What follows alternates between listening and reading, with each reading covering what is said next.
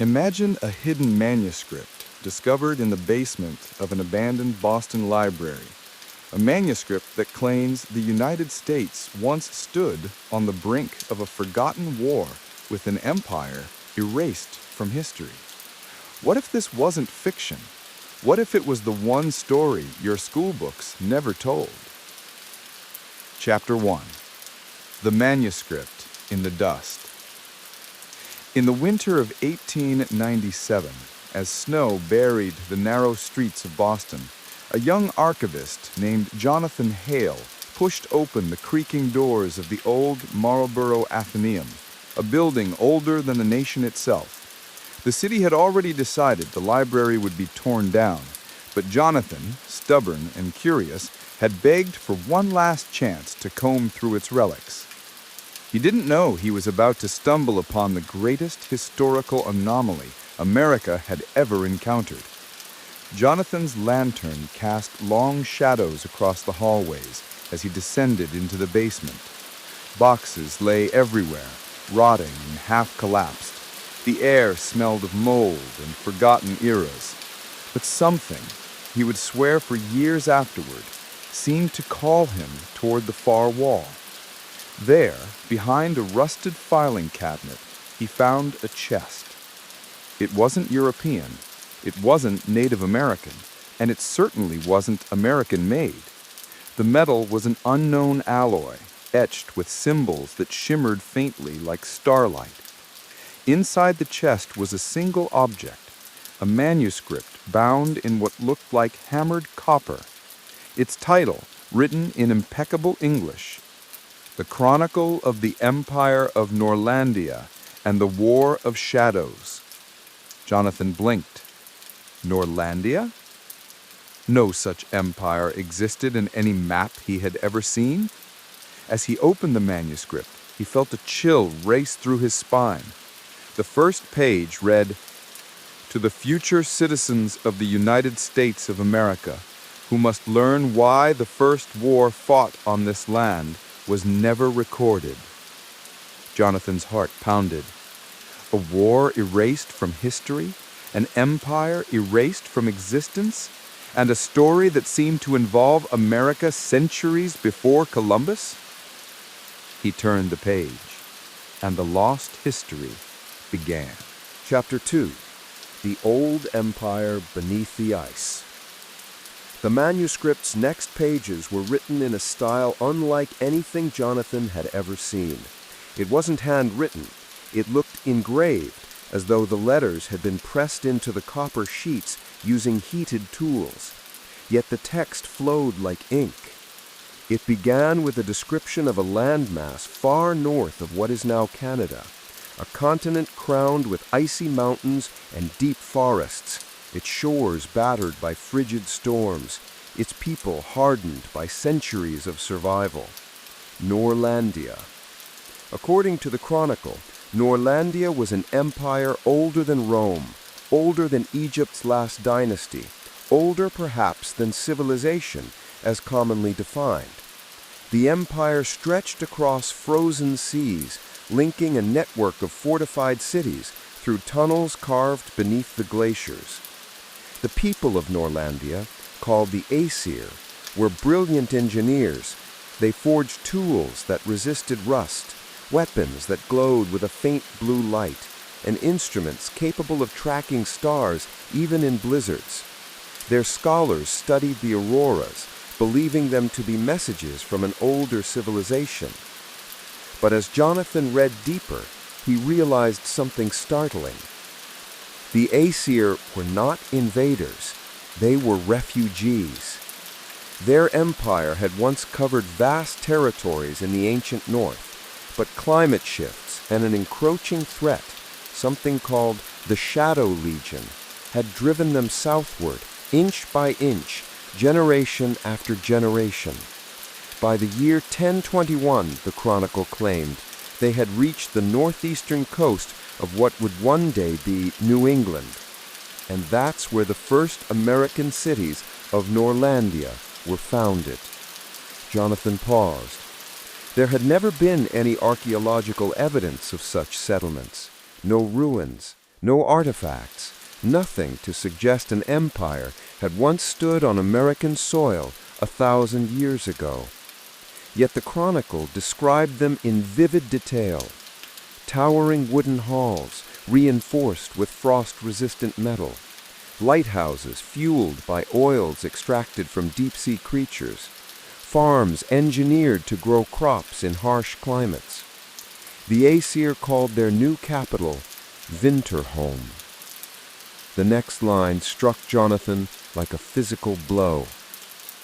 Within 50 years of our arrival, the first conflict with the tribes of the southern forests began. They feared our lights, they feared our knowledge, they feared the shadow that followed us. Jonathan reread the sentence 3 times. The tribes feared the shadow. What shadow? He turned the page. Chapter 3. The First Contact.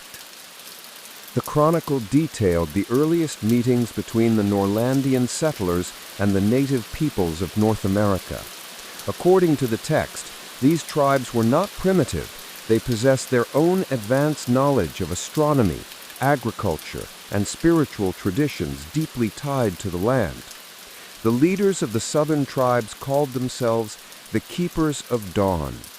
Their oral history warned of a darkness that consumed the north and would someday descend upon them. When the Aesyr arrived, pale-skinned, frost-marked, carrying luminous tools, the tribes believed the prophecy had begun. The chronicle described the first council between the Aesyr king Harald Aegirsborn and a confederation of tribal chiefs. The meeting took place in a clearing illuminated by the northern lights. The chiefs demanded one thing: prove that you did not bring the shadow with you. Harald could not, because it was true. The Shadow Legion had followed them. The next part of the manuscript was heavily damaged, etched lines scraped, words missing. But what remained was horrifying.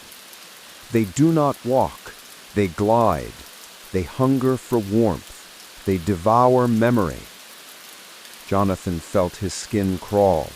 The chronicle insisted the Shadow Legion was not human, not animal, not spirit, something else entirely, something that thrived in darkness. The Aesyr had fled across frozen continents to escape them, and now they had brought the threat to the future land of the United States. The tribes, realizing the danger, proposed an alliance, and thus began the First War of Shadows, centuries before Jamestown or Plymouth. Jonathan exhaled shakily.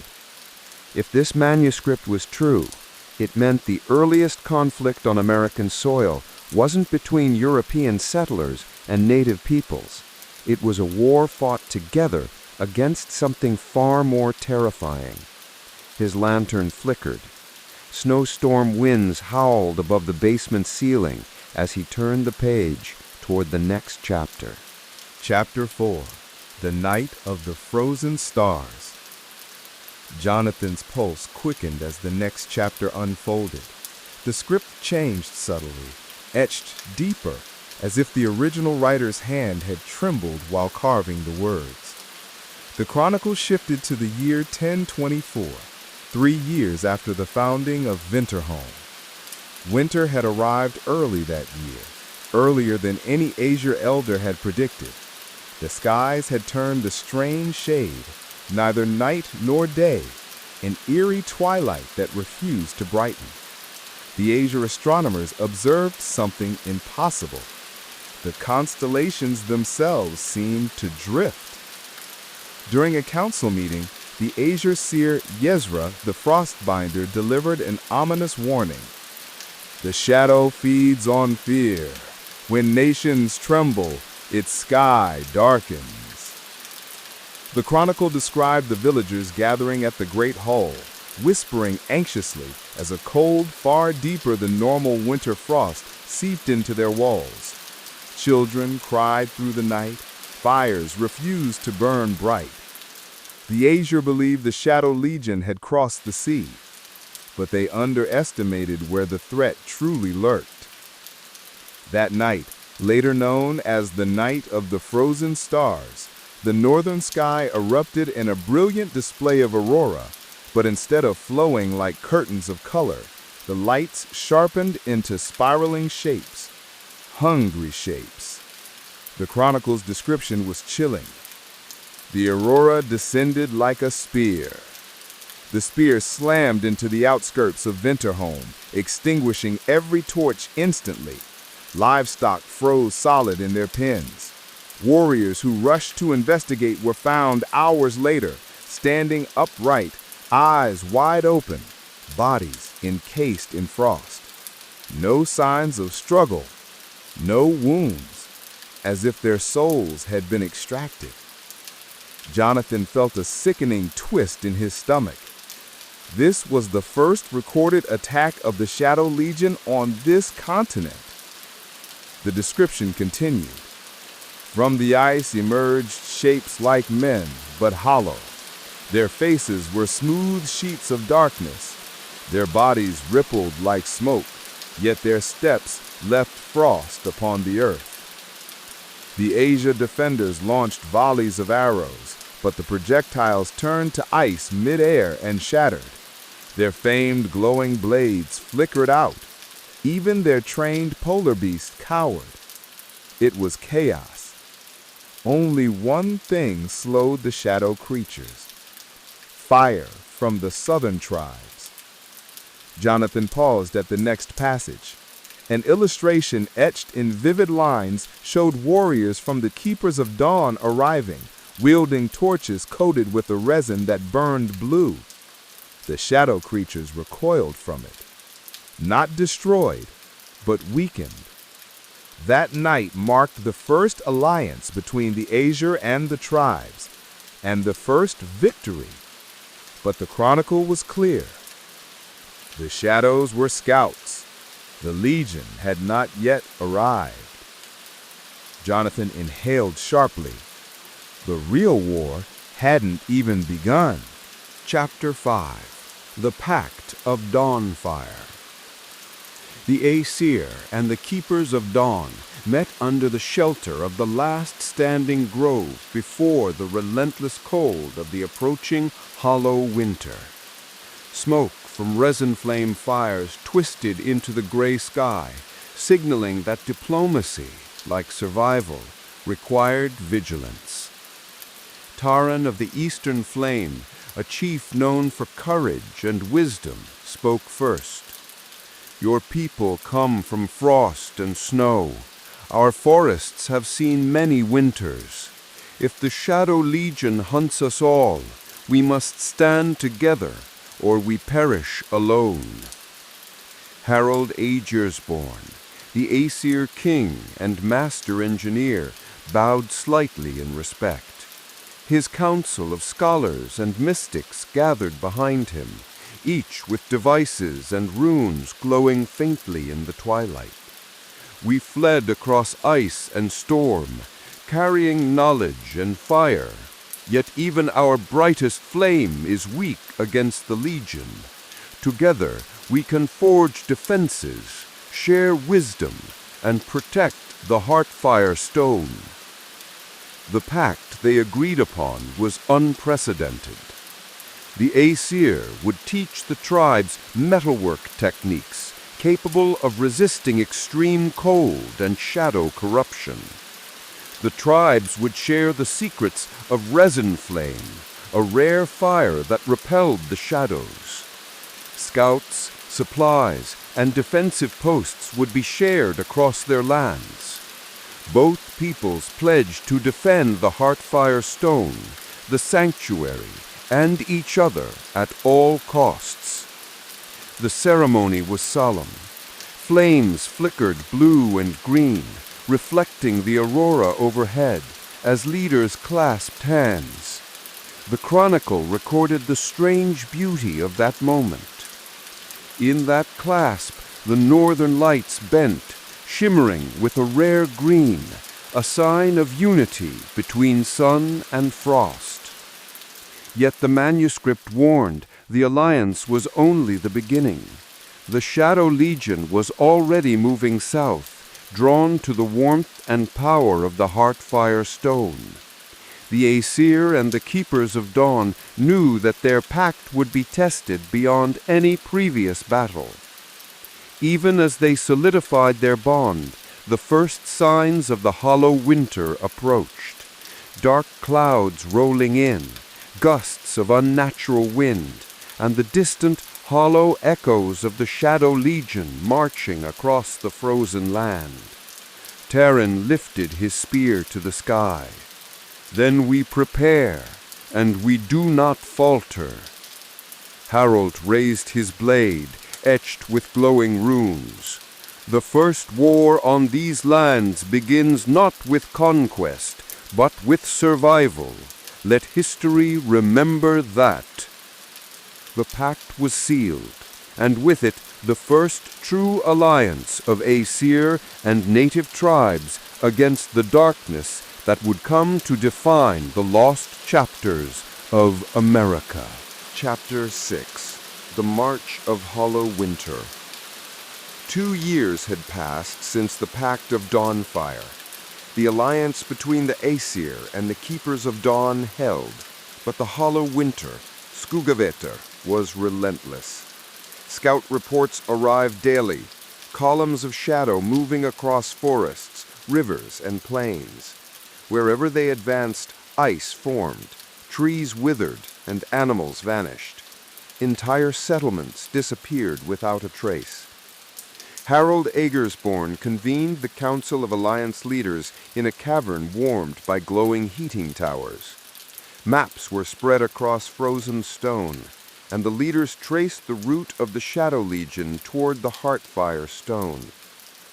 "They move as one," Harold said, tapping a point on the map. "Not by foot, not by wind. The Hollow Winter is alive." Terran of the Eastern Flame tightened his grip on his spear. "Then we meet them before they reach the Heartfire. We fight for every hill, every river, every forest." The Aesyr built mobile heating towers, fortified carts that carried blazing cores of heat. Tribal shamans infused the air with protective smoke, while scouts marked the safest paths through the snow-covered terrain. The march began at dawn, a mixed army of Aesyr engineers, warriors, and tribal hunters moving as silently as possible. Fires glowed behind them, melting the snow just enough to prevent footprints from freezing into hardened tracks. But the cold that followed was unnatural, biting, alive. On the third night, the first contact occurred. Out of the mist, the Hollow Winter emerged, a living storm of darkness and ice. Shadow forms stretched across the battlefield, tall and faceless, their hollow eyes consuming the warmth around them. The chronicler recorded Brennolf's words. "We could hear the cold before we saw them. Our blood froze in our veins, yet we stood. We must stand, for if we falter, the Legion eats all." The Alliance's first clash with the Legion was desperate. Heat towers licked the battlefield with blue fire. Spears dipped in resin flame ignited in midair, cutting through shadow forms. Aesyr blades left trails of light that disintegrated the Hollow Winter temporarily. But the enemy was endless. Every shadow destroyed seemed to split into two more. Their advance was relentless, their intent clear. They sought the Heartfire Stone. The battle raged for 3 nights. Each night the temperature dropped lower, yet the Alliance pressed forward, inch by inch, determined to hold their sacred ground. By the 4th day, a small hope emerged. The Hollow Winter seemed to change direction, pulled by some unseen force, toward the Heartfire Stone. The chronicler warned of a final confrontation near the sanctuary where the fate of the world would hang in balance. Harold raised his sword to the sky. "The Heartfire awaits. We march or we perish, but we will not yield." The alliance surged onward, and Jonathan's heart pounded as he read. He knew that the next chapter would reveal the battle for the last sanctuary. The last sanctuary loomed ahead, nestled in a valley untouched by mortal hands, until now. Even under the blizzard's assault, its presence radiated warmth. Smoke and firelight glimmered through cracks in the thick stone walls, and the Heartfire stone pulsed faintly, casting a golden hue across the snow. Harold Aersborn surveyed the valley from a ridge. Behind him, Taran and his warriors readied themselves. Engineers checked the heating towers. Shamans whispered protective incantations. Every warrior carried a torch coated in resin flame, each aware that this confrontation would determine the fate of their people. "The Hollow Winter knows we are here," Harold said, his voice grim. "They seek the Heartfire stone. We hold this valley, or everything falls." As they descended toward the sanctuary, the snow shifted unnaturally. Shapes emerged, faceless forms moving like smoke across the white terrain. The Shadow Legion had found them. Resin flame torches ignited in unison, casting a blue glow that sliced through the darkness. Shadows recoiled, shrieking without sound. Aesyr heating towers unleashed waves of warmth, melting ice and burning frost from the advancing shapes. Taran lifted his spear, the flames from its tip licking the frozen air. "For the stone! For our people!" The first clash was brutal. Shadows fell under resin flame, yet reformed moments later. Hollow Winter surged against the Alliance lines, forcing them back, yet Harold's forces held. Engineers erected mobile heat barriers, carving temporary corridors of warmth to protect the retreating tribal warriors. Inside the sanctuary, the Heartfire stone flickered violently. Its surface shimmered, deep cracks glowing faintly. Aesyr, the Frostbinder, knelt before it, her hands pressed against the stone, murmuring chants of ancient power. Her flames mingled with the stone's glow, keeping it from shattering. Harold turned to Taran. "We cannot hold them outside forever. We must push to the stone itself." They surged forward together, heirs and tribal warriors united in one unstoppable line of fire and steel. The Shadow Legion wailed in the cold, dissipating in the heat, only to reassemble seconds later. But with every step closer to the sanctuary, the Alliance's hope grew. And then, standing at the entrance to the inner chamber, they saw her. A figure taller than any human, cloaked in shadow. Her faceless gaze seemed to pierce the valley itself. Skella Vatari, the herald of the Hollow Winter, had arrived. Harold gritted his teeth. "Prepare yourself. This is the moment we fight for all we hold dear." The Heartfire stone pulsed with growing intensity, ready to respond to those brave enough to defend it. Jonathan's hands trembled over the manuscript. The next chapters would describe the fateful battle between light and shadow, fire and frost, a struggle that would decide the fate of the world itself. Chapter 8: The Last Sanctuary. The sanctuary was alive with tension. Smoke and flickering flames mingled with the cold gusts that snuck through broken walls. The Heartfire stone sat at the center of the circular chamber, its glow uneven, deep cracks glowing like molten veins. The pulse of its power radiated outward, shaking the snow and ice from the sanctuary roof. Aesyr, the Frostbinder, knelt before it, hands pressed against the stone. Her half-flesh, half-flame form radiated a heat that kept the stone from shattering. Tribal shamans circled around, chanting words that seemed older than memory itself. Aesyr engineers adjusted heating towers and magical wards, every device blazing with power to defend the sanctuary. Outside, the Shadow Legion amassed. Hollow forms swirled like smoke torn by wind, creeping closer with every pulse of the Heartfire stone. Skella Vaetari emerged from the blizzard, taller, darker, and more commanding than ever.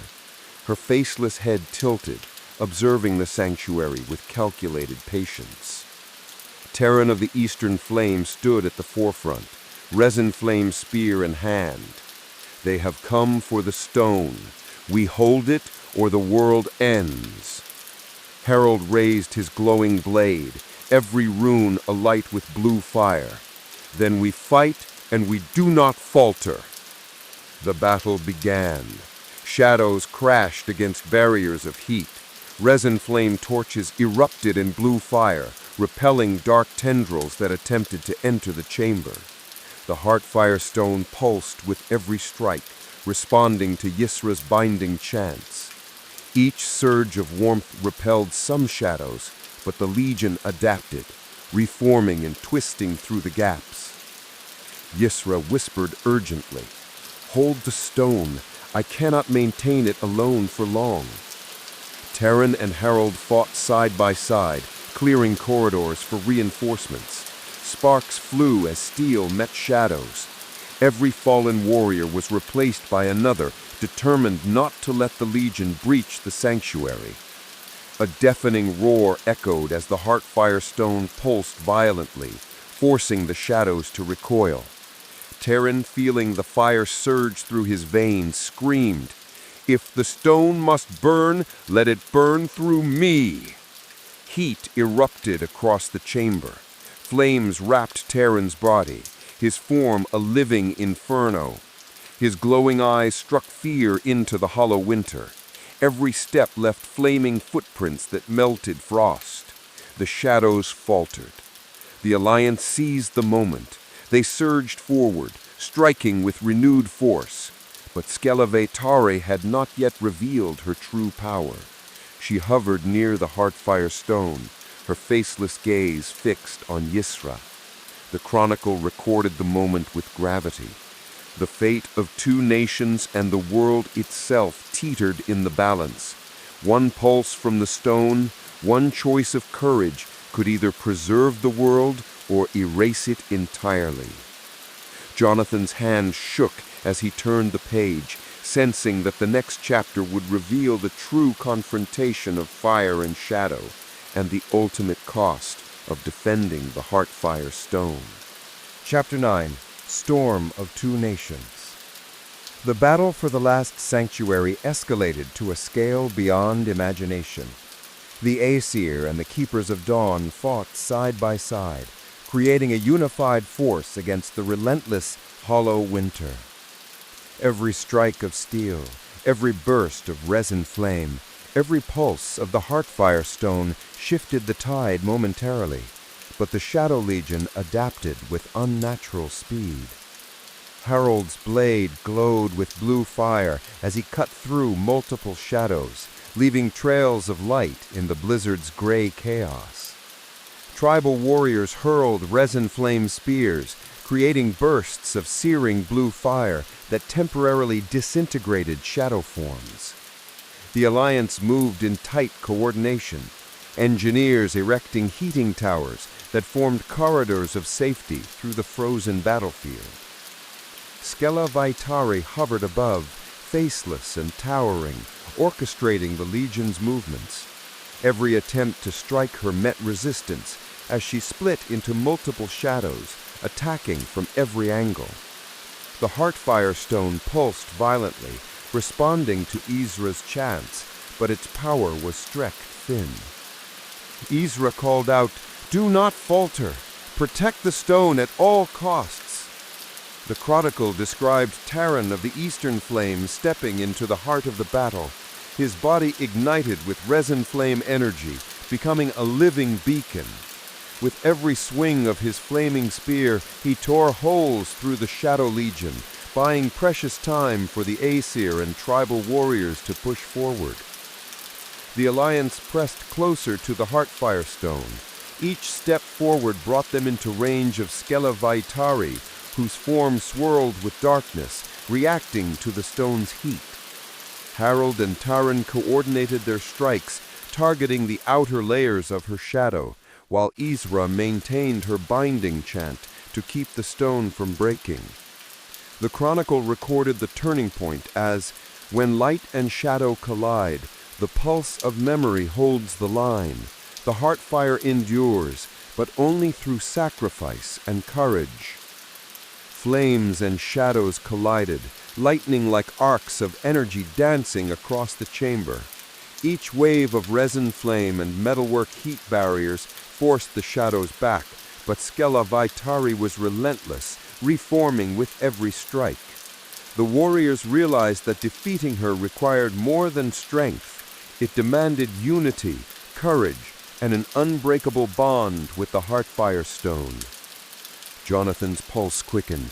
The chronicle hinted at a forthcoming climax, where the fate of the Alliance, the Heartfire Stone, and the future of the continent would be decided. Chapter 10. The Herald's Bargain. As the Heartfire Stone pulsed, casting golden light across the sanctuary, Skella Vaitari descended from the swirling shadows. Her form was larger, more commanding, radiating a dark energy that made the temperature plunge and frost lace every surface. Harold raised his glowing blade, Taran prepared his flaming spear, and the Alliance braced for an attack. But Skella did not strike immediately. She hovered, faceless gaze fixed on the stone, as if contemplating the course of events. Then her voice, soft, melodic, yet echoing directly in the minds of the warriors, spoke. Warriors of heat, children of sun, you cannot win. Fear rippled through the Alliance. Each pulse of the Heartfire Stone fought against the cold she emanated. Every warrior felt their strength waver. Harold shouted, "We will not surrender to the shadows. We defend life itself." Skella tilted her head as if amused. "Your defiance is entertaining, but the stone resists the inevitable. Leave it, and I may spare your leaders. Refuse, and all you cherish will burn." Taran spat on the icy floor. "Mercy offered by shadows is death disguised as choice. We choose to fight." The air trembled as Skella raised her hands toward the Heartfire Stone. Cracks spread across its surface, the golden glow flickering violently. Flames threatened to extinguish, shadows creeping along the fissures. The Alliance tightened around the stone, chanting, raising resin flame torches, and directing heat from towers to reinforce its energy. Aesyr's voice rang out above the chaos. "Do not falter! Every second we hold it is a second the Legion is denied power." The chronicle described the moment with tension. Every heartbeat mattered. One wrong move could shatter the stone and unleash the full might of the hollow winter. Jonathan's hands shook as he read, realizing that the next chapter would reveal whether the Alliance could withstand the Herald's full assault and what ultimate sacrifices would be required. Chapter 11. Shattering Dawn. The Heartfire Stone's pulse reached a fevered pitch, sending shockwaves through the sanctuary. Flames and frost collided in violent bursts. The walls trembled as the Alliance fought to hold the hollow winter at bay. Skella Vaitari loomed larger than ever, her shadow merging with the blizzard outside, each movement sending shards of ice flying through the chamber. Taran of the Eastern Flame stepped into the center of the chaos, flames erupting from his body as he became a living inferno. Every strike of his flaming spear tore through the Shadow Legion, creating temporary corridors of safety. His footprints burned into the frozen ground, leaving trails of molten heat that repelled the hollow winter. Aesyr the Frostbinder pressed her hands against the Heartfire Stone, chanting a binding vow. Her half-flesh, half-flame form shimmered as she poured her life into the stone. The chronicle recorded her words. "I give my warmth, I give my years, I give my name to the fire. Let the stone not break while one breath remains in me." For a moment the stone glowed with pure golden light, pushing the shadows back. Warriors of both nations felt hope surge through them. The alliance rallied, striking at the Heartfire Stone with renewed vigor. Every spark of resin flame and heat was magnified by Aesyr's power, keeping the hollow winter at bay. But Skella Veatari was relentless. She descended toward the stone, her faceless form writhing with shadowy power. Frost and darkness spread in waves, cracking the sanctuary walls. The blizzard outside crashed against the chamber, and the air was thick with tension. The chronicle recorded the turning point. The fate of two nations hung by a thread. One moment could decide whether light or shadow would dominate the world. Terran and Herald pushed forward, their flames and steel piercing the darkness. Warriors followed in their wake, fighting for every inch of the sanctuary. Aesyr's life force surged into the Heartfire Stone, holding it together, defying the Herald. Jonathan's heart pounded as he read. The next chapter would reveal whether the Alliance's courage and unity could finally overcome the Herald of the Hollow Winter and preserve the Heartfire Stone. Chapter 12. The Battle That Should Have Ended History. The sanctuary shook violently as the Hollow Winter surged forward. Shadows swirled like a living storm, crashing against the Alliance's defenses. Heat towers sputtered, resin flame torches blazed, and warriors fought with every ounce of strength, yet the enemy pressed relentlessly. Terran of the Eastern Flame, a flame with molten energy, charged into the heart of the chaos. Every step he took ignited the snow, creating paths of living fire that cut through the hollow winter.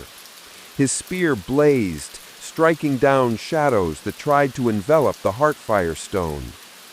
Harold followed closely, his glowing blade cleaving through the dark forms.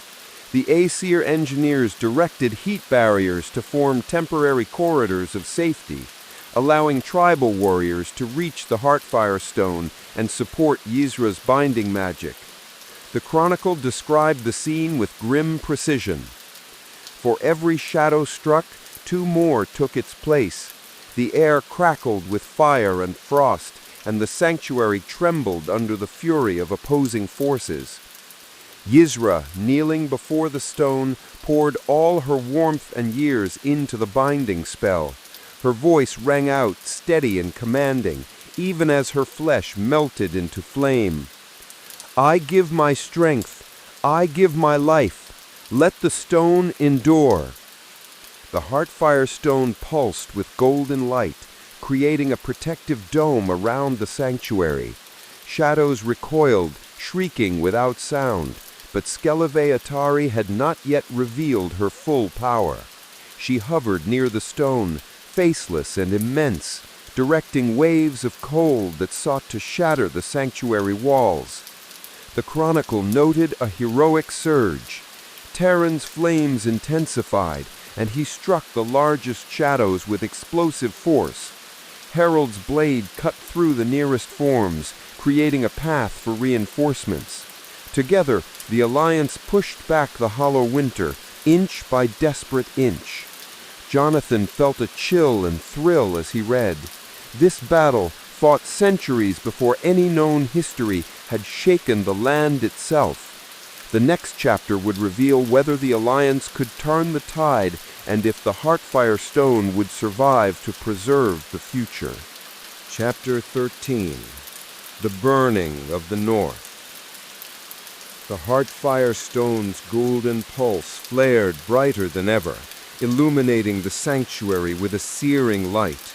Flames licked the icy walls, and the hollow winter recoiled in waves of shadowy agony. Skella Veatari shrieked silently, her faceless form twisting with fury and disbelief. Terran of the Eastern Flame moved like a whirlwind of molten energy, leaving trails of fire that disintegrated approaching shadows. Herald and the Aesyr warriors pressed in from all sides, their glowing blades cutting through the frozen fog. Ysra, the Frostbinder's binding spell, reached its zenith. Her voice, half flesh, half flame, resonated through the sanctuary. By our unity, by our courage, by the fire of life itself, we will not yield. The chronicle recorded the miraculous moment.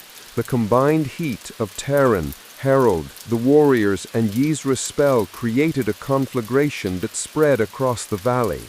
The hollow winter screamed, a soundless cry that rippled through the mountains and forests. Shadows dissolved, evaporating into the cold air as light claimed the land. Skeleveatari attempted one final surge, coalescing into a massive form that threatened to consume the Heartfire Stone itself.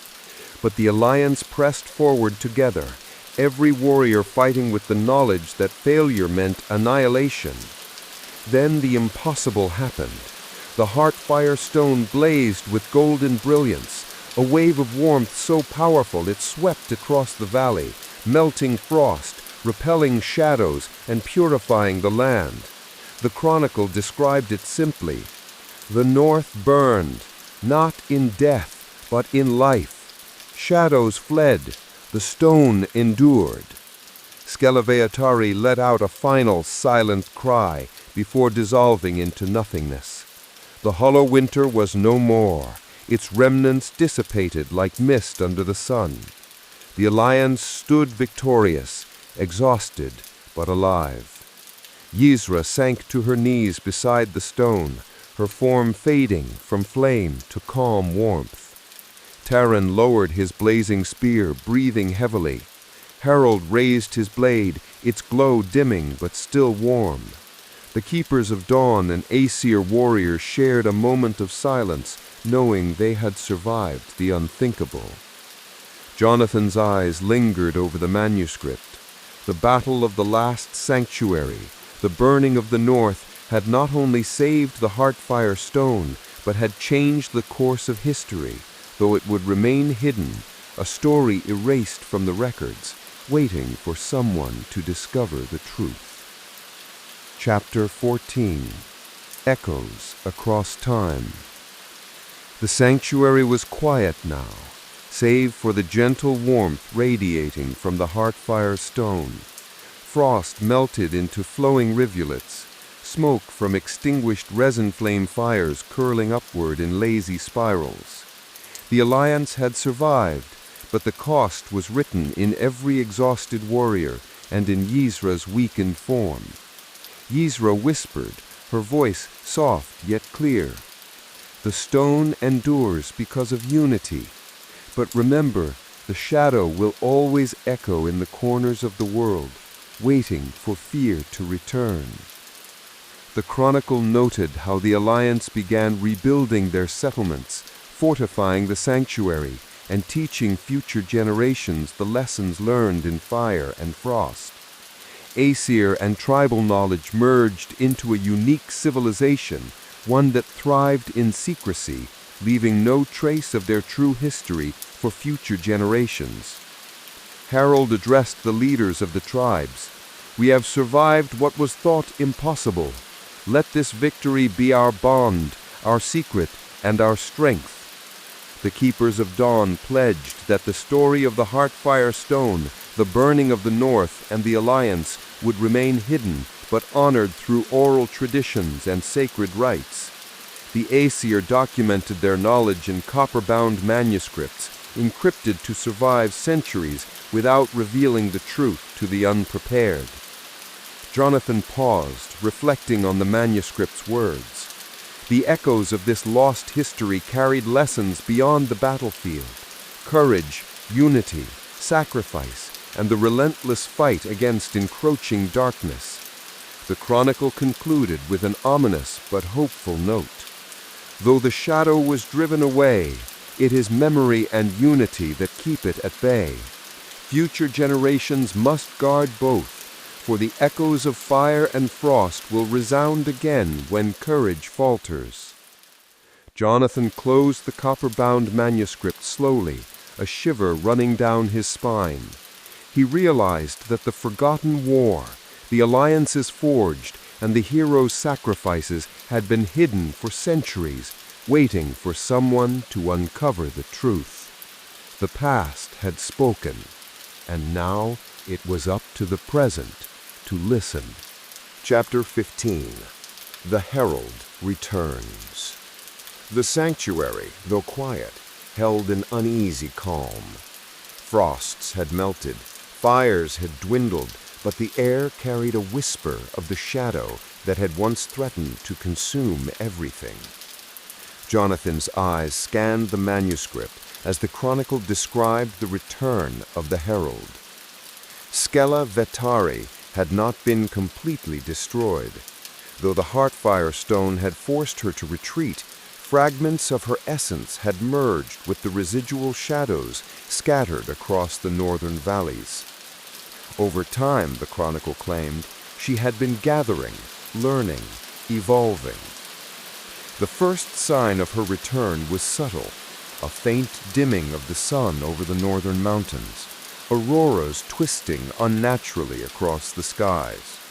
Birds refused to sing, wolves howled into the void. Then one night, a wave of cold unlike any winter swept through the settlements. The chronicle recounted the moment with dread. A whisper in the dark, a shadow among shadows. The air turned to ice, as if the mountains themselves exhaled cold. She returns. Harold, older now, trained the next generation of Aesyr warriors.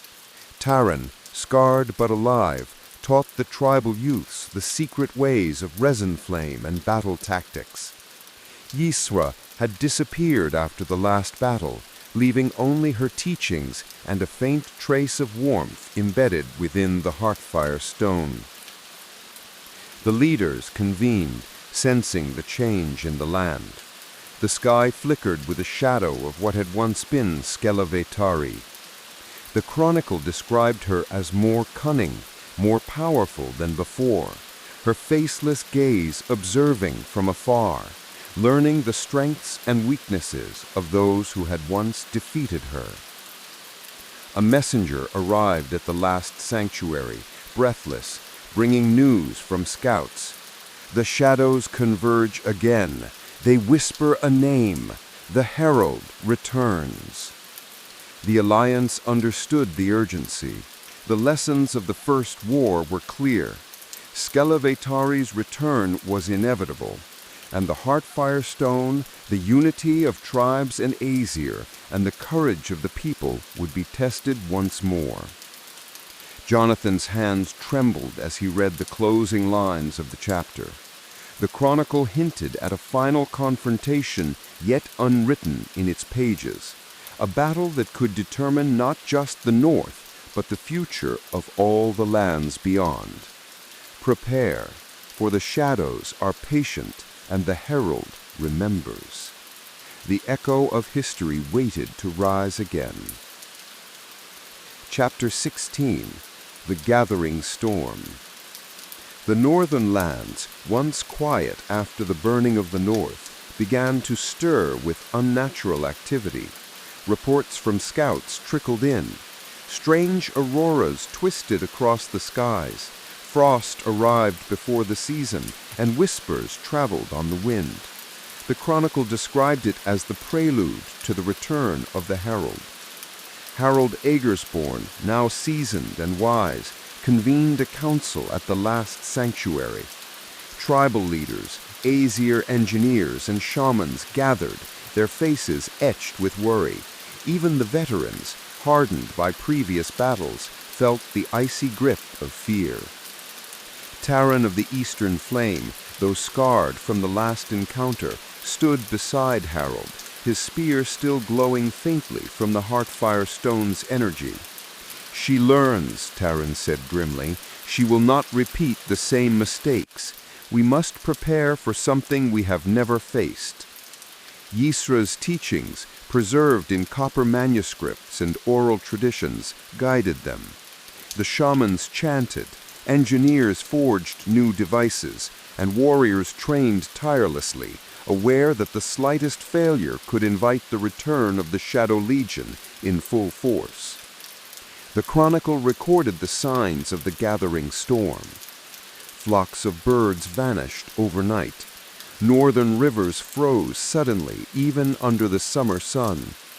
Animals grew restless, sensing a pervasive dread.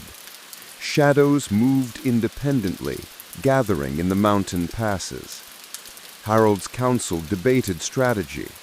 "We cannot rely solely on the stone," he warned. "Its power is immense, but it is limited. Our strength lies in unity and preparation. The tribes, the Aesyr, and the shamans must act as one." Taran added, "The Legion will test us, probing for weaknesses. We must anticipate every move, every shadow, every whisper. Failure is not an option." As the council dispersed, scouts returned with troubling news. A shadowy storm was forming over the northern glaciers, far larger than any before. The chronicle warned that this was not just the herald, it was an army, and it was coming. Jonathan leaned closer to the manuscript, realizing that the epic of Norlandia and the Keepers of Dawn was far from over. The echoes of the First War were rising again, and the alliances forged in fire and frost would face their greatest trial yet. The stage was set. The gathering storm had begun. Chapter 17. Secrets of the Frozen Empire. As the northern storm gathered, the chronicle turned its focus to the history long buried beneath ice and snow. The secrets of the Frozen Empire, Norlandia itself. Jonathan's eyes traced the copper-etched pages, revealing a civilization whose achievements had been lost to time. Norlandia had thrived in an age before recorded history, its cities built beneath glaciers and mountains. The Aesyr were masters of engineering and magic, blending technology and ritual. Heating systems ran beneath streets to prevent frost. Crystal lenses tracked the stars, and vast libraries held knowledge encoded in copper and ice. The chronicle described the discovery of hidden chambers beneath Venterholm, where the Aesyr had stored artifacts of immense power. Among them were ice-forged weapons, blades that cut through shadow and frost alike, glowing faintly with auroral energy. Resin flame caches, stores of the blue-burning fire that weakened the shadows, hidden for centuries. Memory crystals, stones capable of recording history and knowledge in ways beyond words, preserved for future generations. Harold and the tribal leaders realized that understanding these secrets was vital. To face the returning Harold, they needed the forgotten knowledge of the Frozen Empire. The chronicle narrated how the Aesyr engineers and tribal shamans began to unlock ancient mechanisms. Giant doors hidden beneath glaciers slowly opened, revealing workshops filled with arcane instruments, metalworks, and cryptic maps. Even the shamans, steeped in oral tradition, were awed by the sophistication and foresight of their ancestors. Taran approached a device etched with strange runes. When activated, it projected a shimmering map of the northern continent, highlighting regions where shadow activity was highest and possible ancient defensive positions. The chronicle emphasized that these were preparations the Aesyr had foreseen, knowing the Shadow Legion would one day return. Aesyr's earlier lessons guided their interpretations, but the manuscript hinted that the secrets of Norlandia held dangers of their own. Some devices could summon energy too powerful to control, and certain weapons, once activated, could not be turned off without consequence. Harold addressed the council. "We must tread carefully. These are not merely tools. They are the legacy of our ancestors. They may be our salvation, but misused, They could be our destruction. The chronicle closed the chapter with a warning. The frozen empire's secrets were as much a test of wisdom as of courage. Only those who could unite knowledge, fire, and loyalty would survive the impending storm. Jonathan leaned back, heart racing. The manuscript had just revealed that the true power to resist the Herald lay not only in courage and flame, but in ancient knowledge, secrets that had been hidden for centuries beneath ice, waiting for the right hands to wield them. Chapter 18, Shadows over Winterholm. The city of Winterholm, once the pride of Norlandia, had remained frozen and hidden beneath glaciers for centuries. Now, as the Herald's return approached, the city stirred with signs of life, both human and spectral. Jonathan's eyes traced the manuscript, which described how shadows crept over the ancient streets, moving like living smoke. Harold and Taran and the tribal council approached Winterholm cautiously. They activated the hidden defenses of the city, designed by the Aesyr engineers centuries ago, to reveal the city's full strength. Towers unfolded, bridges rose, and energy conduits hummed with latent power. Yet the shadows warned that the shadows were already testing the city. Dark tendrils slithered across the frozen bridges, creeping into the tunnels, seeking weak points. Even the ancient Aesyr mechanisms, which had lain dormant for centuries, reacted with the approaching darkness, sending shivers of unnatural cold through the alliance. Taran and Harold led scouts into the city. The manuscript described eerie scenes, statues of Aesyr heroes frozen mid-stride, libraries with books suspended in frost, and heating towers that flickered with ghostly light. Shadows darted between buildings, testing the defenses, disappearing before the warriors could strike. The tribal shamans performed rituals at sacred points, amplifying the city's latent magic and reinforcing barriers around key structures. The chronicle described their chants intertwining with the humming of Aesyr energy conduits, creating a network of protective wards. Yet the shadows were persistent. Jonathan read the chilling description. Every corner, every alley whispered secrets to the wind. The city's heart pulsed with ancient power, but the shadows sought to corrupt it. Harold addressed the council. We cannot let the Herald and her legion take this city. Winterholm is not just a sanctuary. It is the key to controlling the north. Every strategy, every defense must be employed. The chronicle ended the chapter with a foreboding. The shadows over Winterholm were not more than scouts. They were the Herald herself, probing the city's defenses, preparing for an assault that could dwarf all previous battles. Chapter 19. The Siege of the Frozen Citadel. Winterholm's towers loomed against the swirling northern skies as the Shadow Legion, led by Skelevatari, descended upon the city. Jonathan read how the chronicle described the night as a symphony of darkness and cold, a storm that had no mercy.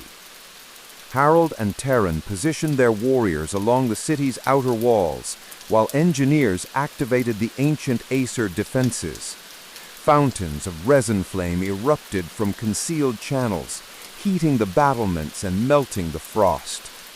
Magical wards from the shamans glimmered like threads of gold across the walls, creating an intricate web of protection. The chronicle recorded the herald's assault. Shadows poured over the outer walls like liquid night. Each form split and multiplied. They moved not to conquer, but to consume. The wind itself became a weapon of cold. Taran led a squad through the main gate, setting traps and igniting channels of resin flame. Every strike against the shadows caused them to recoil, but more surged forward, relentless and unyielding. The Allies realized that brute force alone would not save the city. Strategy and knowledge from the Frozen Empire were key. Harold coordinated with the tribal leaders, sending scouts to vulnerable points while warriors reinforced the main gates. Yizra's teachings, etched into copper-bound manuscripts, provided guidance on ancient defensive patterns and hidden weapon caches. The chronicle described the Aesyr engineering marvels activating in tandem, lifting bridges, rotating towers, and channeling heat into strategic corridors. Skella Vatari manifested above the city, her faceless form towering like a living shadow. Her presence sent tremors through the city and the hearts of warriors alike.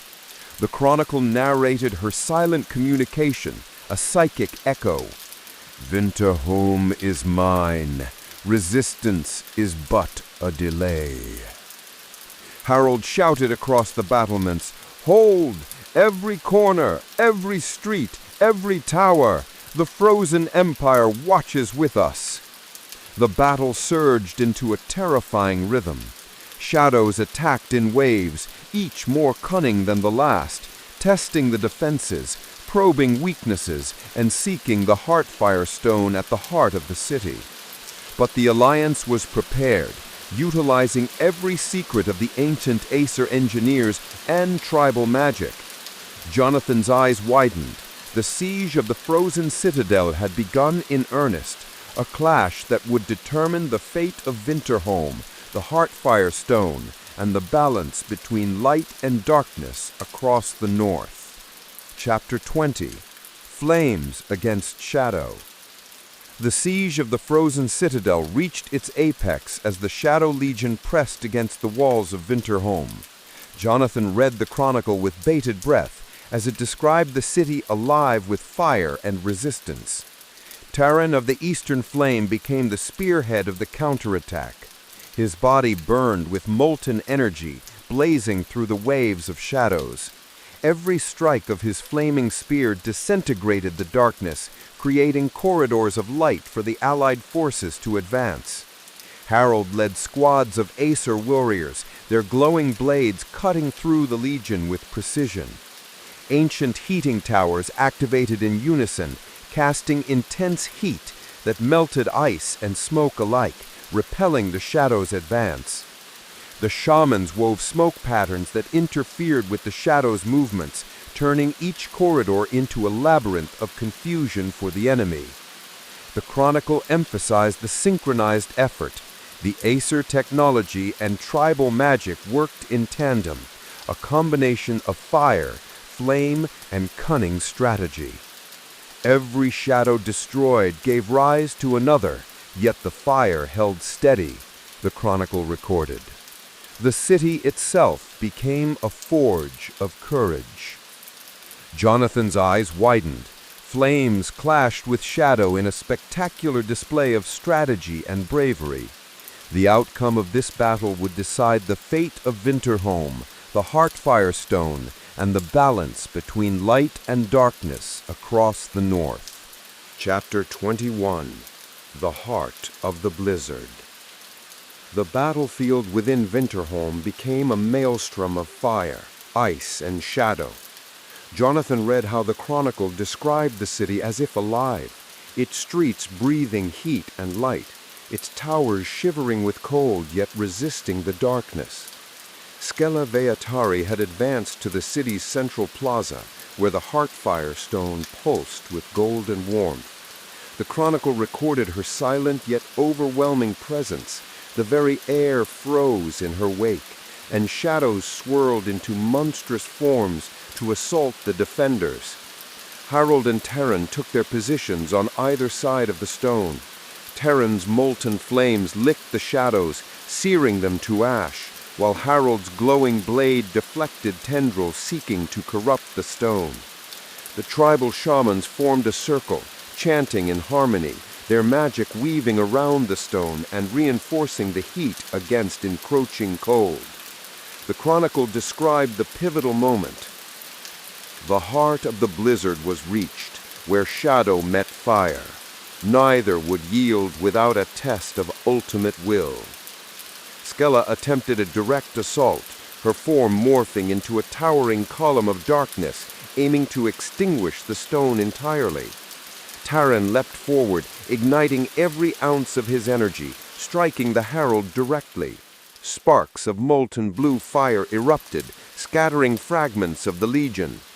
Harold drove a precise strike through the nearest shadow, clearing a path for the shamans to focus their binding magic. Every heartbeat felt like centuries, the air thick with anticipation and danger. Aesyr's teachings revealed the next crucial step. The stone required a living conduit, someone to bind their essence to it temporarily, amplifying its heat and light. Taran, exhausted but resolute, began the ritual, channeling his molten life force into the stone, sustaining it against the herald's relentless attacks. The chronicle described the climactic clash. Fire and shadow collided, a storm of essence and will. The heartfire stone flared, brighter than the sun, scorching the hollow winter. The herald staggered, her form unraveling at the edges, but her will remained, defiant. The alliance held fast, every strike, chant, and flame synchronized.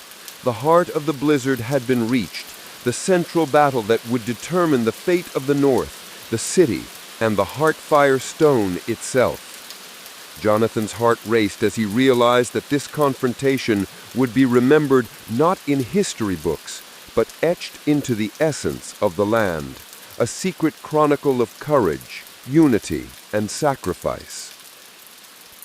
Chapter 22. The Shattering of Night. The heart of the blizzard raged, but the climax of the conflict approached.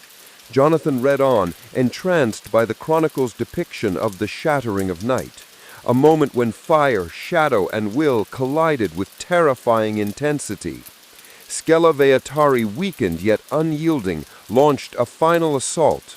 The chronicle described her movements as fluid darkness, her form shifting, tendrils of shadow curling like black serpents around the plaza.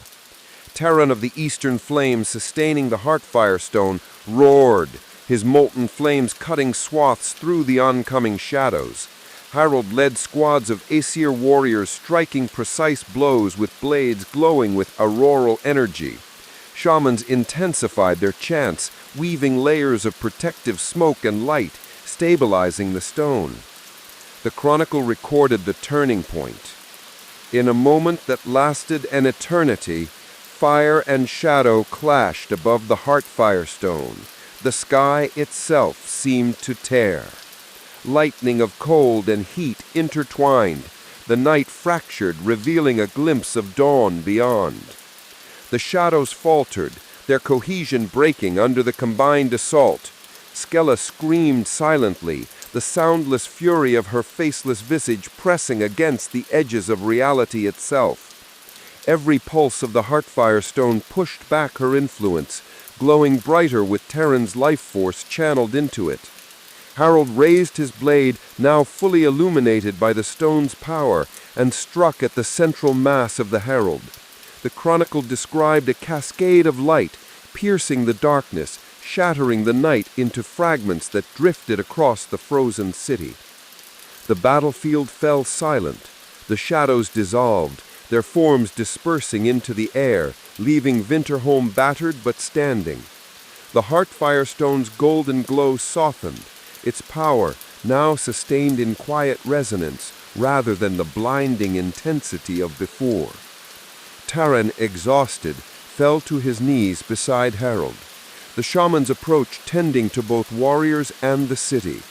The chronicle noted that while the battle was won, the scars of the conflict would remain for generations, etched into the land, the hearts of the people, and the whispers of the north wind. Jonathan's eyes lingered on the last lines of the chapter, realizing the shattering of night had not only defeated the herald, but reaffirmed the alliance, the courage, and the unity that had protected the North from oblivion. Chapter 23. The Dawn of Hidden Histories. When the shadows finally retreated and the last echoes of the shattering of night faded into the frozen air, Winterholm stood transformed, not victorious in triumph, but victorious in survival. The chronicle described this moment as a dawn not of sunlight, but of revelation. History does not shine, it read. It glows like embers beneath snow, waiting for the right breath to rise again. Jonathan felt the weight of those words, knowing the chronicle was about to reveal truths that had been buried for centuries. The quiet after the storm. In the aftermath of the battle, the people of Winterholm wandered the streets as if waking from a long, dark dream. The heat tower still radiated warmth, melting the lingering frost left by the Shadow Legion. Children stepped from shelters, their small footprints thawing into the ice. Terran of the Eastern Flame, weak but alive, was carried to the inner sanctum. The shamans tended to him with smoked herbs, molten poultices, and chants that resonated like distant thunder. His flames dimmed, but did not die. Harold, though exhausted, walked the streets alongside the warriors of the Aesyr. He inspected the structural integrity of towers, consoles, and archways. His face bore cuts and soot, yet his eyes carried the glow of renewed purpose. The Heartfire stone pulsed steadily at the city's center, no longer blazing, but shimmering with a warm golden heartbeat. The chronicle described what happened next with particular gravity. In the quiet morning glow, the shamans and Aesyr scholars gathered around the Heartfire stone. For the first time in recorded history, the stone reacted to their presence. It flickered, then projected intricate patterns of light across the plaza, symbols, maps, memories. Aesyr's teachings had foretold that the stone preserved secrets not just of fire, but of time. Harold recognized some of the symbols as ancient diagrams, blueprints of the Aesyr's earliest inventions. The shamans identified ancestral sigils lost for generations. Terran, half-conscious, whispered that he saw visions of the Eastern Flame tribe's origins. The chronicle called this moment the dawn of hidden histories, when the North remembered itself.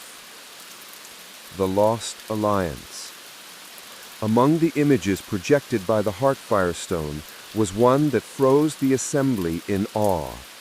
A meeting, thousands of years ago, between the first Aesyr and the first tribes of the Eastern Flame.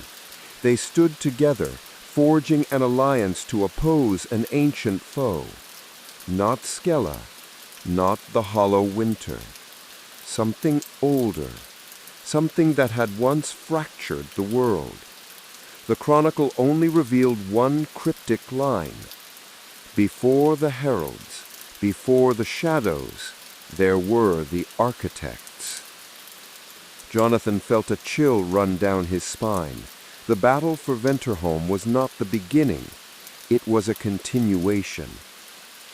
The choice of the survivors. As the sun broke over the citadel's icy walls, Harold gathered the leaders of the remaining clans, tribes, and Aesyr houses. Terran was brought forth, supported by 2 shamans. There was one decision to make.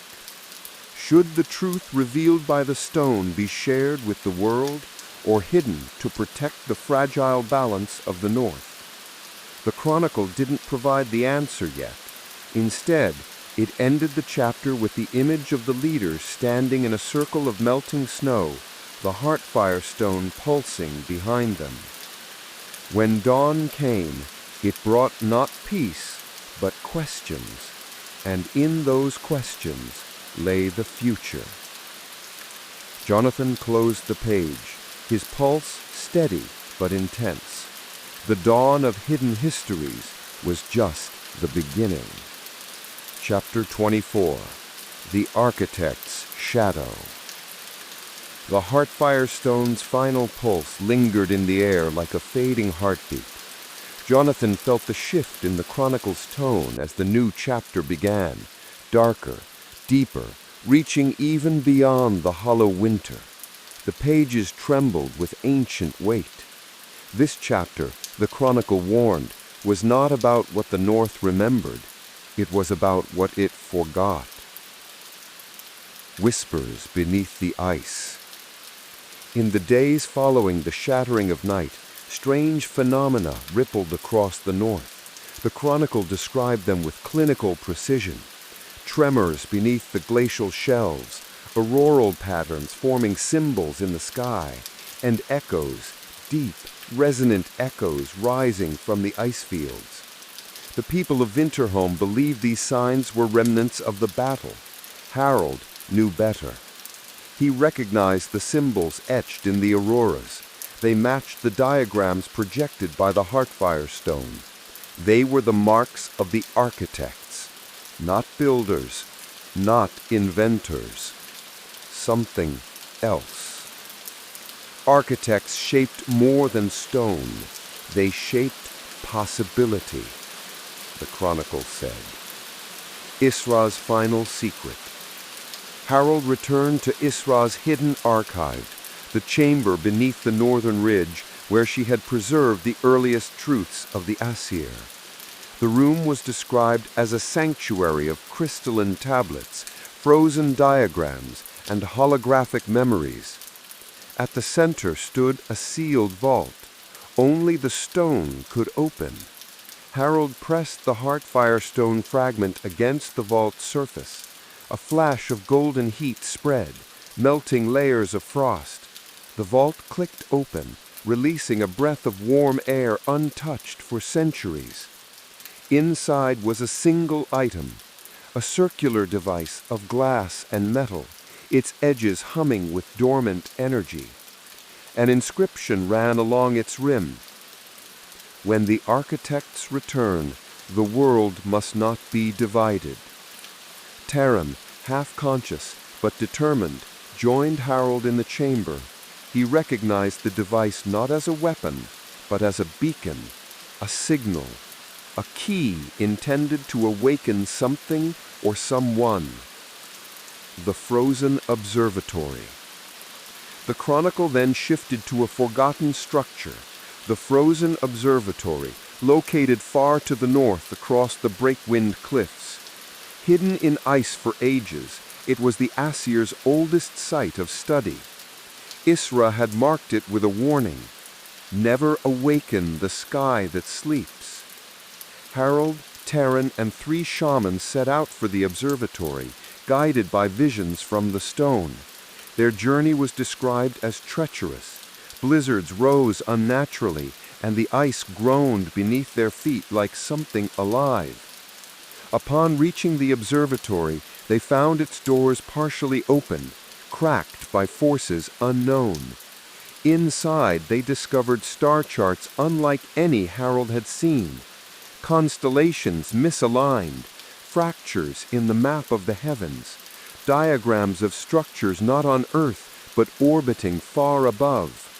The architects had not vanished, they had ascended. The awakening signal. In the center of the observatory was a pedestal shaped exactly to hold the beacon. When Harold placed the device on the pedestal, the Chronicle described what happened next with stark brevity.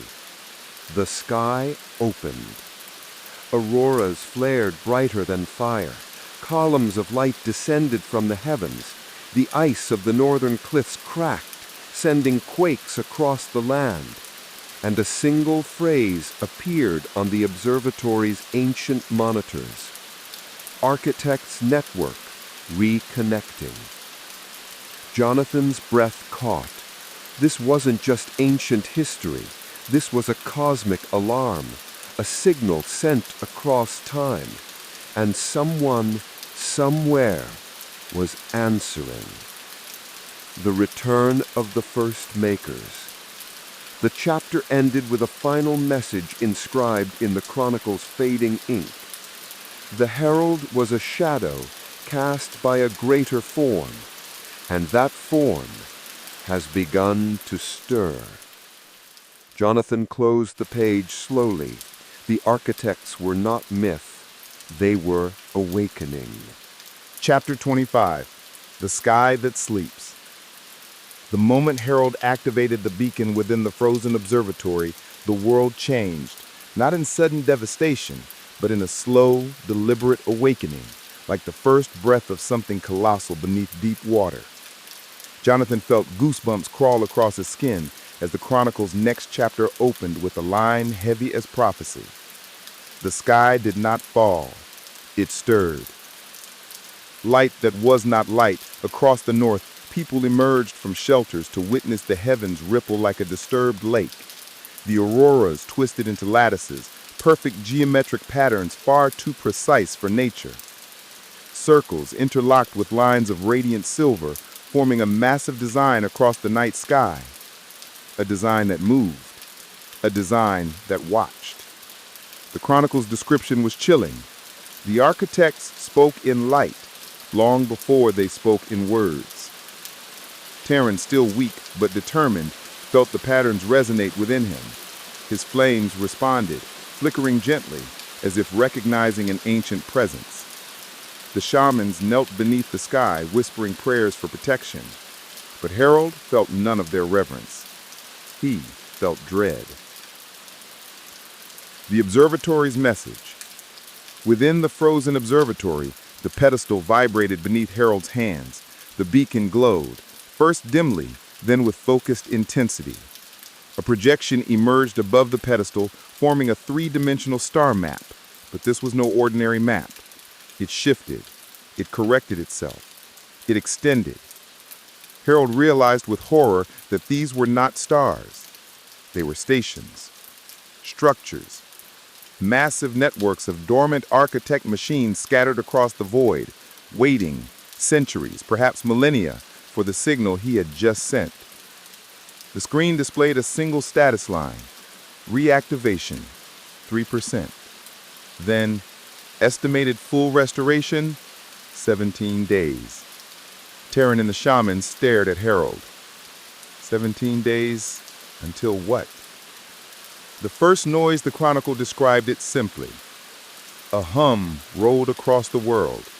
Every metallic structure in Venterholm vibrated at once. Heat towers, conduits, walkways. Even the Heartfire stone pulsed in resonance.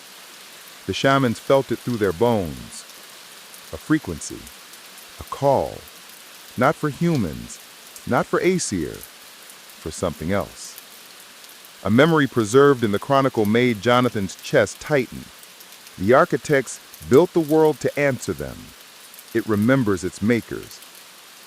The sky that sleeps.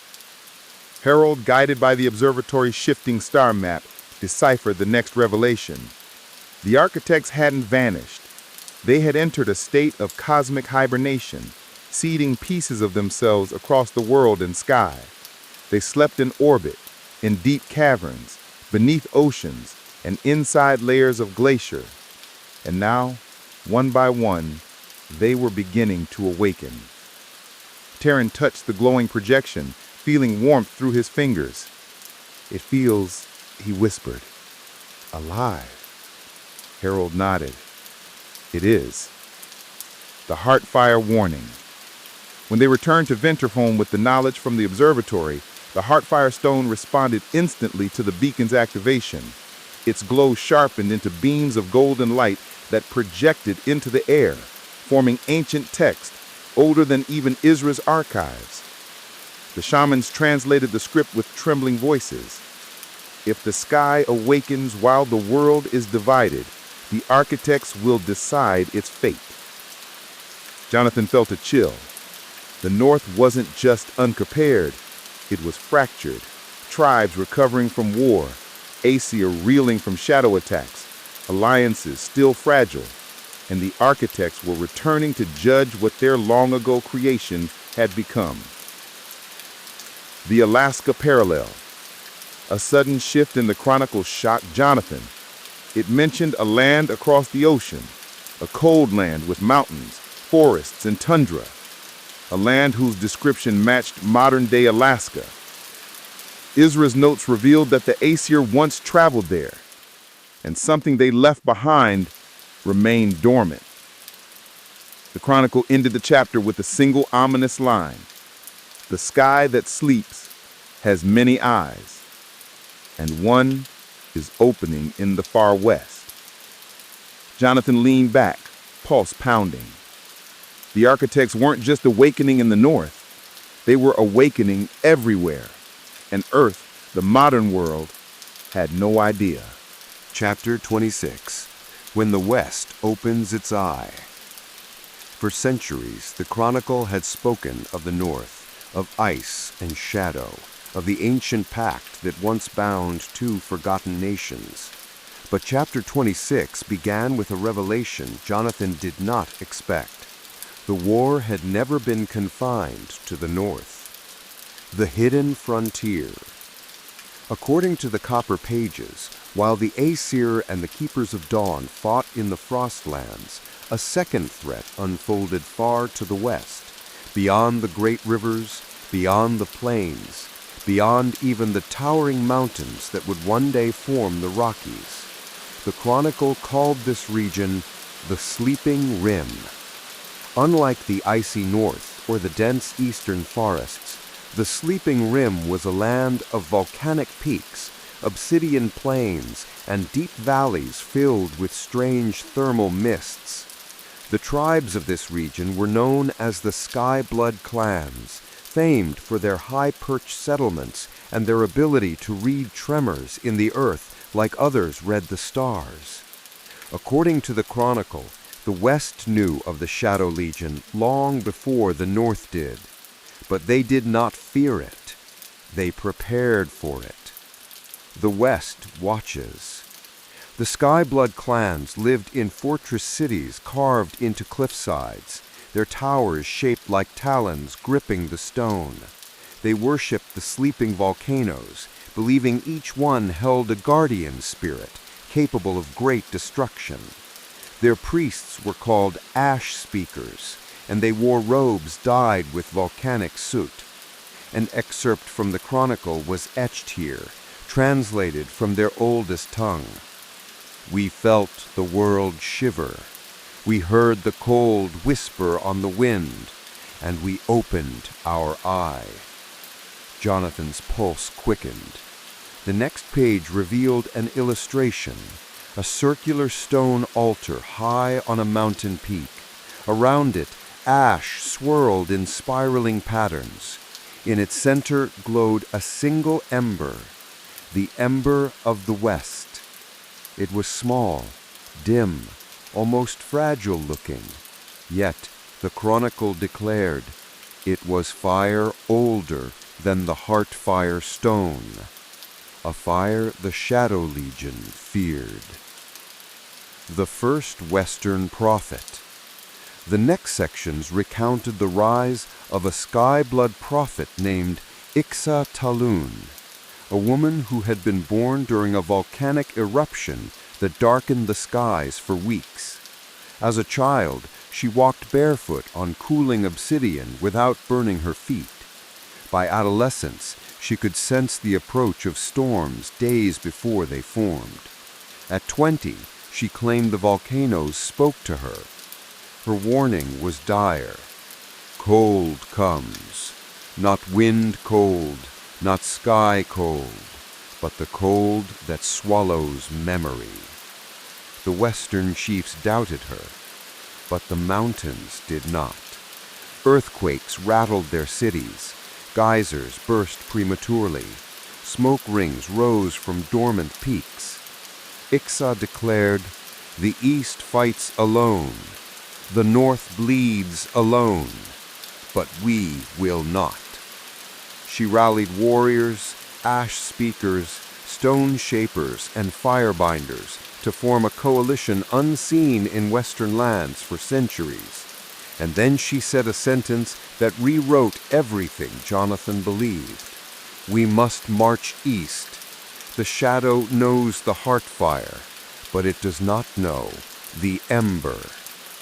The West begins to move. The Chronicle detailed their preparations, obsidian-tipped spears that glowed dull red from heat enchantments, molten rock shields cooled into flexible basalt plates, drums carved from stone that would not freeze, caravans built to resist frost winds, and warriors trained to carry fire through storms. They were ready to join a war they had never seen, ready to defend a land they had never touched, because the shadow, if victorious, would devour the world from east to west.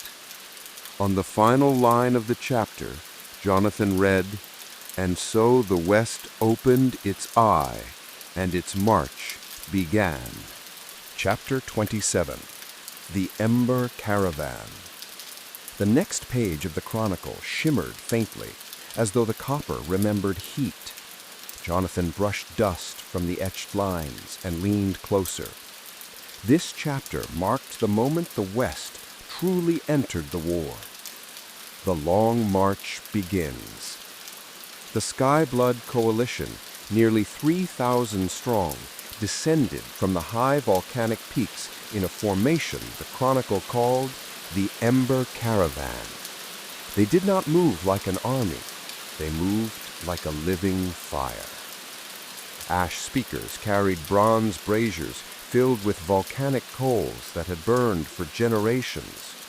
Stone shapers pulled obsidian chariots with carved wheels that hissed against the cold earth. Firebinders walked barefoot, leaving trails of steaming footprints in the frost. And at the front strode Aesyr Talon, her staff tipped with a single ember that never went out. The chronicle quoted her words on the morning the caravan set forth. "The east burns, the north freezes, but the west marches. Fire answers fire." The land itself resists. The march eastward was not simple. As the Shadow Legion advanced through the north and toward the Heartfire Sanctuary, its influence spread across the continent. Frost storms swept down from the polar reaches. Forests withered. Rivers slowed under sheets of ice. The Ember Caravan encountered obstacles at every turn. Frost wolves with crystalline fangs, dead winds that silenced all sound, night storms where darkness fell at noon, and fields of black ice that swallowed heat like a sponge. But the West was prepared. The ash speakers shook volcanic dust into the winds, dispelling the dead air. Stone shapers molded obsidian into anchors that kept tents rooted during night storms. Firebinders melted black ice by channeling the sleep heat of the mountains. The chronicle recorded one battle vividly. The shadows rose from the frozen grass. The fire stepped into them, and they fled. The West had a weapon the North never possessed. Heat that came from the earth itself.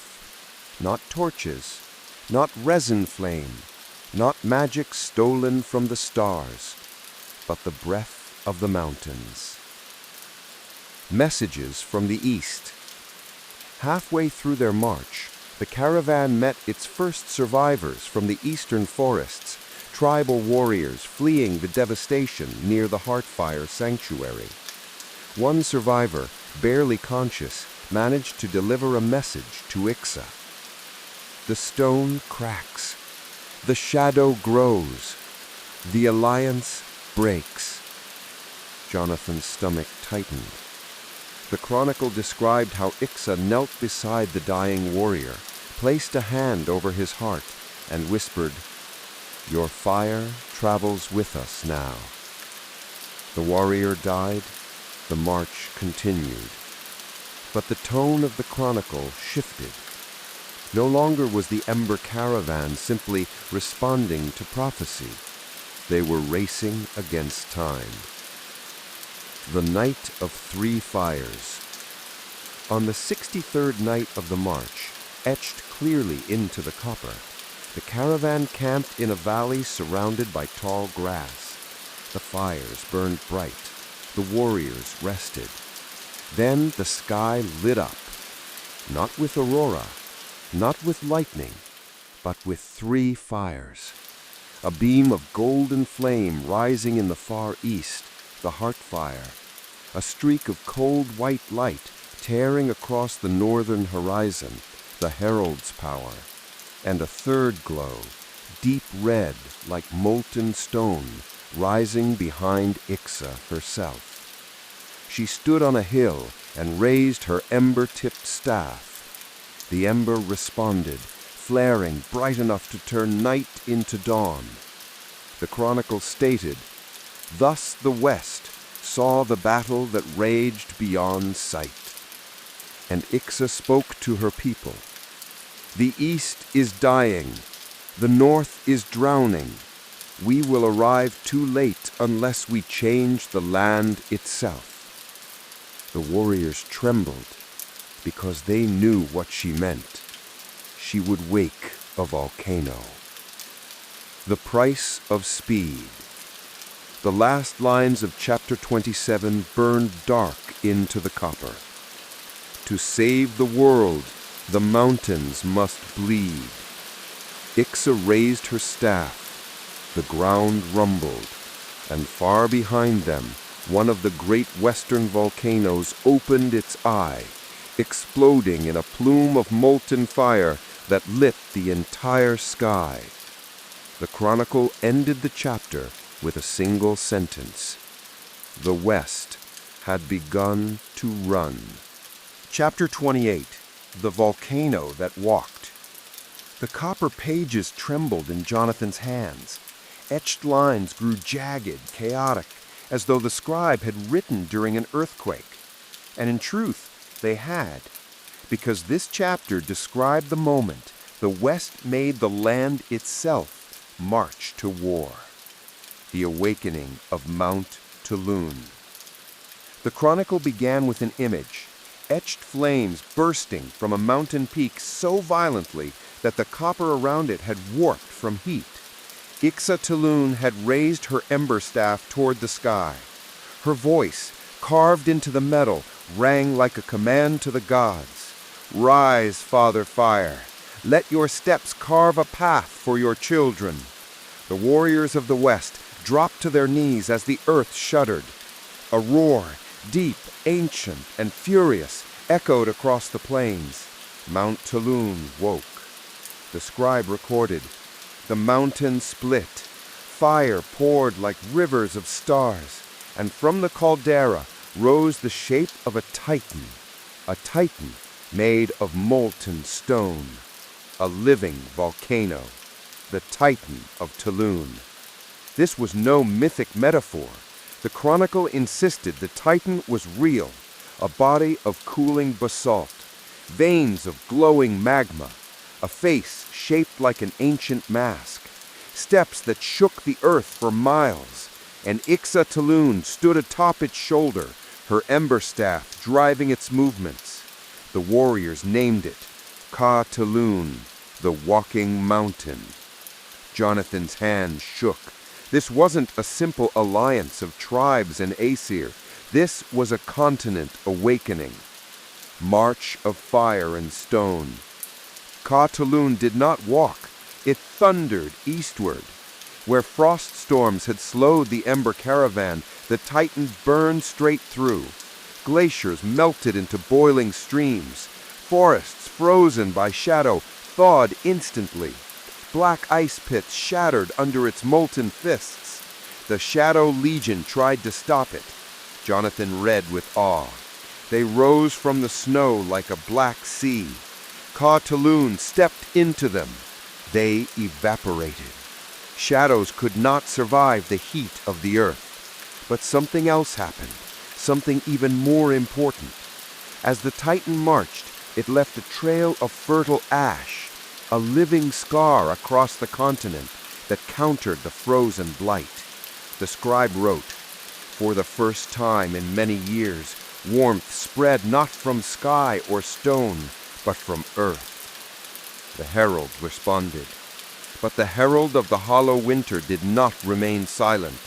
Skelevatari, though weakened by the battle at the Heartfire Sanctuary, sensed the march of the Titan. The chronicle described what she did. She tore open the northern sky, a rift of pure frost. From this rift descended creatures the Chronicle had never mentioned before. The Frostborn. Not shadows, not storms, but monsters of ice and bone. Towering elk-like beasts with frozen antlers. Humanoids with claws of crystal. Serpents carved from glaciers. The first Frostborn attacked the Titan near a frozen canyon, and for the first time, Ka-Tulun stumbled. The battle at the Canyon of Sighs. The Chronicle devoted 3 pages to this battle. Aesyr sent firebinders to reinforce Ka-Tulun's legs. Stone shapers molded basalt supports. Ash speakers ignited the canyon floor. But the Frostborn were relentless. One massive ice serpent coiled around the Titan's leg, cooling magma until it cracked. 2 humanoid giants hurled spears of glacial ice, piercing the Titan's chest. A Frostborn elk charged with such force that the ground split. Ka-Tulun fell to one knee. The Chronicle made it clear, if the Titan fell, the entire West's hope would fall with it. Aesyr raised her ember staff and shouted a phrase that even the copper trembled. "Burn beyond death, Ka-Tulun!" The Titan obeyed. Its body split open, revealing the molten core, a volcanic heart. The Titan erupted.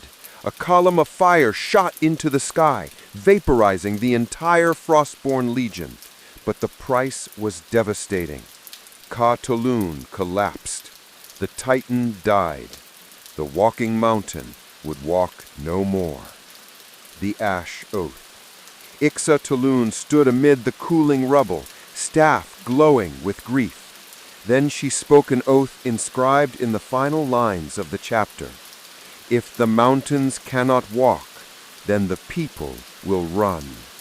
The Ember Caravan marched again, this time with no Titan, no shield, only fire, fury, and a race to save the East before the Heartfire Stone shattered forever.